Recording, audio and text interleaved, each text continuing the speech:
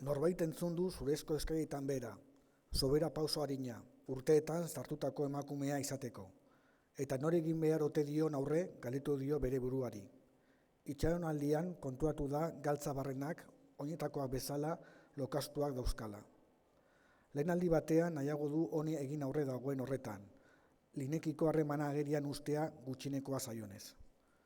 Goiti bera begiratu dio, bera batez ere, galtza barrenen eta oinetakoen egoeraz ohartuta noski. Ondoren, eskailerak hiribiletan gora egin du arintasun arigarriz. Ohitua dago gantza, sasoiko dagoela erakutsi nahi balu bezala, eta zaila egin zaio jarraitzea. Bidean, ohartarazi dio Linek asko sufritu duela, eta ez zaiola nekatzen komeni, hain zuzen.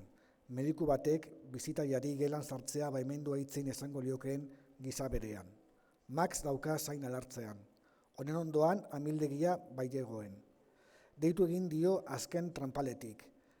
Nahi du joan baina ezin, eta ate ostean eskutatu da azkenik. Katua ez da antza denez idazleaz fio. Ura sartu den orduko bere oinetan etzan bai da zabala eskainiz fereka dezaion. Murrungan hasi da ukitu utzarekin.